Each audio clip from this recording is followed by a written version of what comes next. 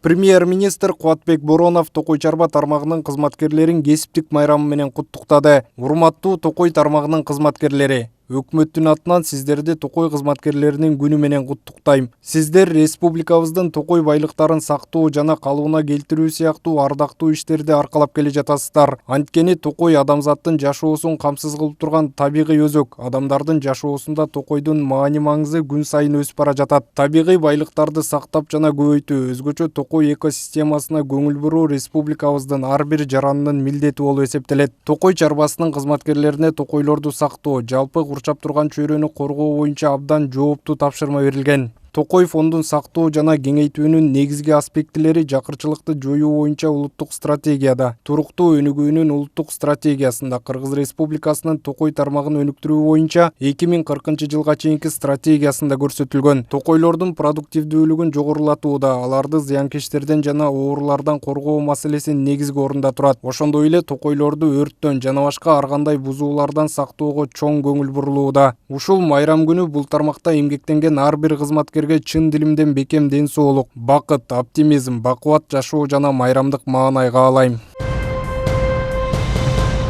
Кыргызстанда 18 сентябрь саат 11:00 карата коронавирус чуккан жаңы 91 учур катталды. Анын ичинен 37си коронавирус, 54-ü пневмония. Бул тууралуу коомдук саламаттык сактоо башкармалыгынын башчысы Айнура Акматова билдирди. Маалыматка караганда, жалпы коронавирус чуктуруп алгандардын саны өлкө боюнча 45.244 адамга жетти. Бир сутка ичинде лаборатордук жана клиникалык эпидемиологиялык тастыкталган жаңы учурлардын саны 91 түздү. Алар Бишкек шаарында 7, Ош шаарында 3, Чүй облусунда 11, Ош облусунда 15, Талас облусунда 3, Нарын облусунда 2, Ысык Көл облусунда 15, Жалал Абад облусунда 15, Баткен облусунда 20. Ал эми сутка ичинде 98 адам коронавирустан айыгып чыкты. Тагыраагы Бишкек шаарында 39, Чүй облусунда 4, Ош облусунда 10, Нарын облусунда 3, Ысык Көл облусунда 19, Жалал Абад облусунда 5, Баткен облусунда 18 бейтап коронавирустан айыкты. Учурда Кыргызстанда коронавирустан айыгып чыккандардын жалпы саны 41.415 жетти.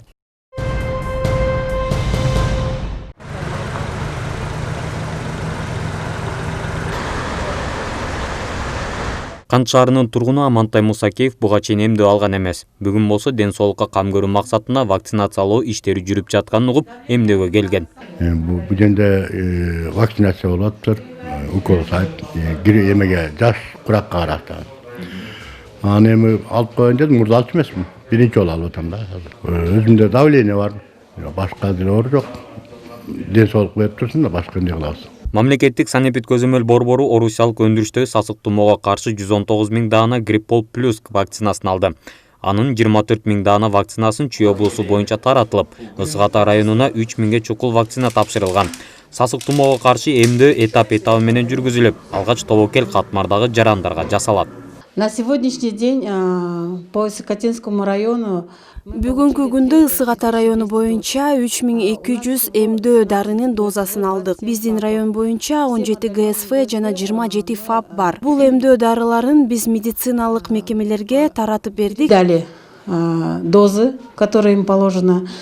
Вакцинаны биринчилерден болуп дарыгерлер, балдар үйүнүн тарбиялануучулары жана кызматкерлери, ошондой эле өнөкөт оорулары бар жарандар жана көп ооруган балдар, ашыкча салмагы бар адамдар алат.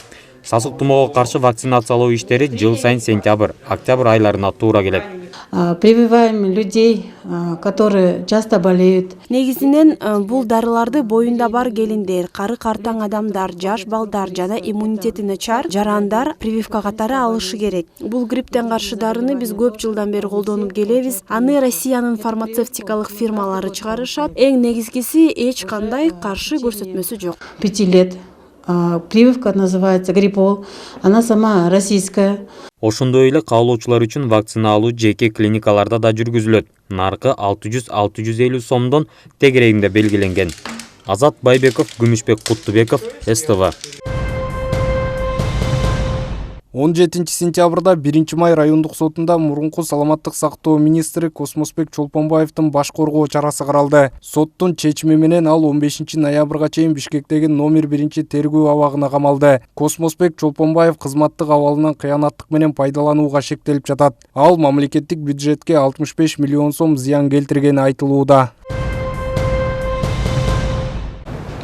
Өлкөдөгү мектептердин баардыгын талаптагыдай каржылоого өкмөттүн алы жетпейт. Ошол себептен мектептердеги айрым көйгөйлөр ата-энелер фонддорунун жардамы менен чечилип келет. Маселен, Бишкектеги номер 61 мектеп гимназиясында ремонт иштерин жүргүзүү, керектүү жабдыктар менен камсыздоо сыяктуу көйгөйлөрдү чечүүдө окуучулардын ата-энелери тарабынан түзүлгөн коомдук бирикме жардамга келет.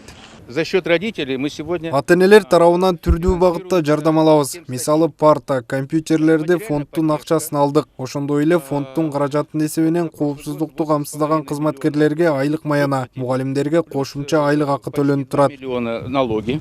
Мектептин жеңилин жерден оорун колдон алуу максатында түзүлгөн фонддорго акча чогултуу ар жерде ар түрдүү. Бирок бул ар бир ата-энеге милдеттүү түрдө эмес. Фондко финансылык жактан шарты бар ата-энелер өз ыктыяры менен акча бере алышат. Мектеп директорлорунун айтымында алар акча чогултуу процессине кийлигишпейт. Сабак учурунда дагы мугалимдер окуучулардан фондко деп акча талап кыла алышпайт. В общем, все, что необходимо для школы, мы обращаемся к родителям, обязательно ходатайствуем. Мектепке эмне керек болсо, биз эсептеп ата-энелерге кайрылабыз. Алар болсо жардам берүү керекпи же жокпу комиссия менен карап чыгышат. Ар бир класста ата-энелер комитеттери бар. Жылына 2 жолу ар бир ата-энеге акча кайда корогону тууралуу маалымат берилип турат. Биз мектеп жамааты акча чогултууга аралашпайбыз. Правление отчитывается на родительских собраниях перед родителями. Өлкөдөгү ар бир мектепке анда окуган окуучулардын санына жараша бюджеттен акча бөлүнөт. Бирок ал каражат билим уясынын муктаждыктарын жабууга толук кандуу жетпейт. Аталган фонддордун өкүлдөрү ата-энелердин колдоосу мектептерге керек экендигин айтышат. Фонд занимается всем, чем не может заниматься государство. Биздин максат ата-энелерди кыйнап акча чогултуу эмес, мектептеги шарттарды жакшыртуу үчүн сырттан каражат табуу. Аталган мектепте баласы билим алган же болбосо жөн гана мектепке жардам берем дегендер болсо, биз ар дайым кубанычтабыз. Ищет возможности доставать для школы инвестиции со стороны.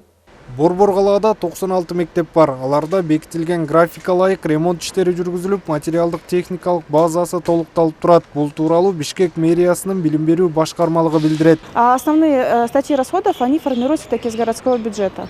Албетте, мектептерде камсыздоо негизинен шаардык бюджеттин эсебинен жүргүзүлөт. Бирок бир эле жыл ичинде бардык нерсени жасоого мүмкүн эмес. Биз акырындык менен мектептердин материалдык техникалык базасын толуктап, оңдоп түздөө иштерин жүргүзөбүз. На полностью интерактивные доски, интерактивные панели были переданы. Мектеп директору, мугалимдер фондко деп окуучулардан акча сурап жатат деген жаңылыктар социалдык тармактарда, массалык маалымат каражаттарында байма-бай жарыяланып келет. Мыйзам боюнча өлкөдөгү мектептерде окутуу бекер жүргүзүлөт. Ошол себептен мугалимдердин окуучулардан акча алууга акысы жок. Ал эми ата-энелер фондуна каражат чогултуу ыктыярдуу түрдө жүргүзүлөт. Автандил Бактыбеков, Жаркынбек Казыбеков, СТВ. Сокулук районунун октябрь айылында жайгашкан балык чарбасы 2 жылдан бери иштеп келет. Аталган чарбадагы 3 көлмөдө балыктын форель түрү өстүрүлөт. Бирөөсүндө чабактар багылып, алар чоңойгондо экинчи бассейнге кое берилет. Бул идея негизи мен өзүм байкем дос баласы экөөнөн чыккан. Анан бул чарбаны чогулду экөө былтыр курушкан, 1 жыл болду. Анан биринчи партияны быйыл сатышты.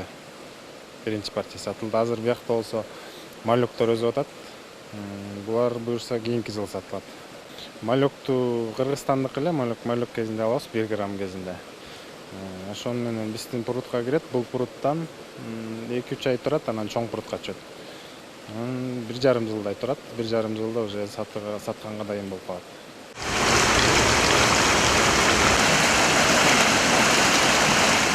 Көп жылдан бери балык багып, жетиштүү тажрыйба топтой алган Мамыр Мамбековдун айтымында, бул жаатта ийгиликке жетиш үчүн эң негизгиси суу таза болушу керек. Суунун температурасы 19, 18, 20.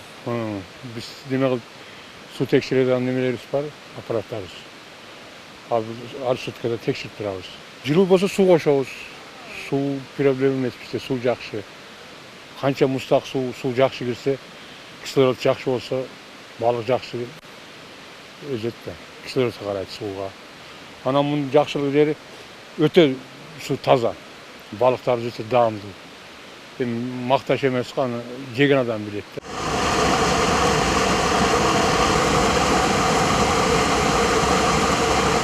Бул чарбанын дагы бир артыкчылыгы тоо койнунда жайгашкандыгында, анткени мөңгүдөн келген муздак тунук сууну пайдаланышып, жыйынтыгында сапаттуу балыктар өсүп чыгат. Балыктарга 3 маал тамак берилет. Эң кызыгы, анын этинин даамы жеген азыгынан көз каранды. Арзан жем менен багылган балыктын татымы да анча болбойт. Андыктан ишкер Даниядан кымбат, ошол эле учурда сапаттуу жемдерди алдырып келет.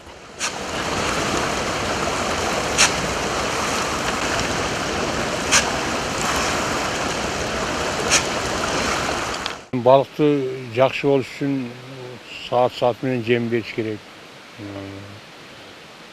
Кечки койбостук керек, убагында жем бериш керек. Анан суу таза болуш керек. Суу мустак, таза суу болсо жакшы жетилет. Анан жемдерибизге келсек, жемдерибиз четтики, жугумдуу, мындай жакшы жетилет балыктарыбыз. Эми мындай жем чачканда патырашып жесе рахаттанасың да, буян бир өзүнчө мындай неме. Жем жегенин көрүп, мындай сүзүп жүргөндөрүн көрсөң, кээ бирлер келип көрүп кетет шаардан сүзүп жүргөндөрүн. Рахаттанасың адамчы. Эми ар бир нерсенин өзүнүн немеси бар. Эми биз балык чарбага кызыкканыбыз үчүн балык чарба кылып жетиштирип атабыз. Элибизге, журтубузга арзан балык, таза, экологически чистый балык жеткирип беребиз деген ниетте ушул жумуштарды кылып атабыз. Жогордагы балык чарбада 5000 чабак, 10.000ге жакын чоң балык багылууда. Аларды тонна менен эсептесек, салмагы 20 тоннаны чамалайт. Балыктарга суткасына 175 килограммга чейин жем коротулат. Жыпара Дөөт кызы, Жаркынбек Казыбеков, СТВ.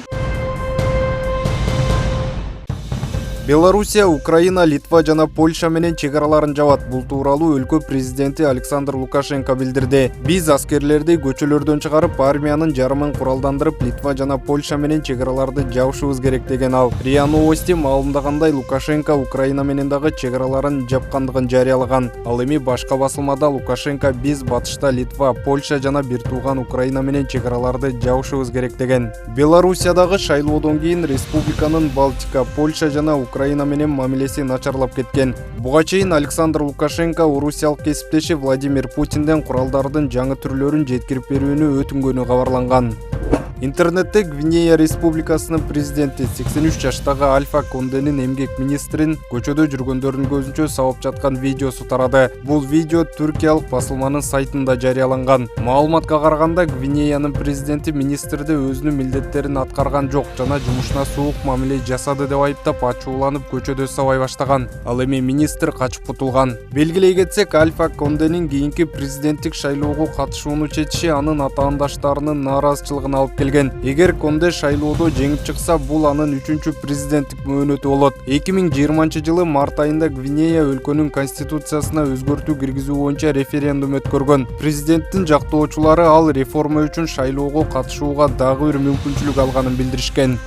Европада коронавирус боюнча кырдаал начарлай баштады. Бирок дүрбөлөңгө түшүүгө негиз жок. Бул тууралуу Дүйнөлүк саламаттык сактоо уюмунун Европадагы аймактык директору Ханс Клюгге билдиргенин РИА Новости жазды. Коронавирус жуктурган жаңы учурлардын саны март айындагыдай кайра өсө баштады. Эске салсак, мартта Европада бейтаптардын саны өсүп, оорунун көбөйгөн убагы болгон. Европа мамлекеттеринин теңинен көбүндө акыркы 2 жумада ооругандардын саны 10%га өскөн. Клюгге белгилегендей, коронавирус 23 жаштан 41 жашка чейинкилердин арасында көп катталууда. Буга байланыштуу Адис COVID-19 менен күрөшүүдө бардык Европа мамлекеттери тилектеш болууга чакырды. Коронавирус боюнча эреже сунуштар мурдагыдай эле. Эгер силер аралыкты сактай албасаңар, анда бет капты сөзсүз тагынуу керек. Абал начарлай баштаганы менен дүрбөлөңгө түшүүгө негиз жок деген ал. Буга чейин Австриянын канцлери Себастьян Курц өлкөдө коронавирустун экинчи толкуну башталганын айткан.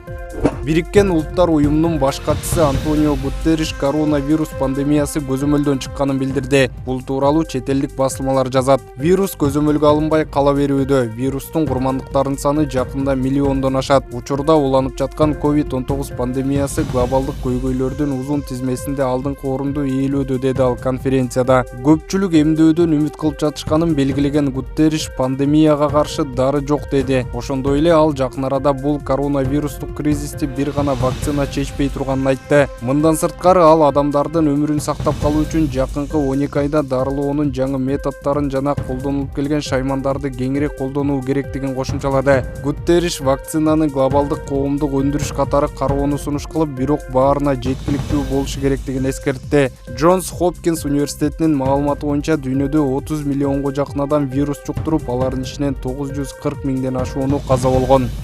Сингапур өкмөтү жана Apple компаниясы саламаттык сактоо тармагында биргелешкен долбоор башталгандыгын жарыялады. Lumi Health деп аталган демилге октябрь айында башталып 2 жылга созулат. Сингапурдуктар Lumi Health тиркемесин iPhone жана Apple Watch сааттарын орнотуп, жынысына, жашына жана салмагына жараша көнүгүүлөрдү жасашат. Lumi Health колдонуучулары сууда сүзүү жана чуркоо менен 280 акш долларын таба алышат. Мындан тышкары программа дарыгерге кайрылуу же эмдөөдөн өтүү жөнүндө эскертүүлөрдү, туура тамактануу жана уйкуну жакшыртуу боюнча сунуштарды берет. Apple бул программага катышуу ыктыярдуу жана колдонуучунун маалыматы жашырылган түрдө сакталып, сатылбай же маркетинг максатында колдонулбай турганын ырастады. Төө ашуу, алабел, көкбел жана өтмөк ашууларындагы жол кардан тазаланып, жолдор ачык. Бул тууралуу транспорт жана жолдор министрлигинен билдиришти. Маалыматка ылайык, төө ашуу, алабел, көкбел ашууларында 17 сентябрь күнү саат 23:45 кар жаап, кардын калыңдыгы 10-15 сантиметрде түзгөн. Аба ырайынын кескин алмашканына байланыштуу министрликтин номер 9 жол башкармалыгынын кызматкерлери жол тазалоого чыгышкан. Учурда төө ашуу, алабел, көкбел ашууларындагы жол толук тазаланып, унаалар үчүн жол ачык. Ошондой эле өтмөк ашуусундагы жолдун 6-36 чакырымында 10-15 сантиметр кар жаап, жол кардан тазаланган. Учурда өтмөк ашуусундагы жол ачык.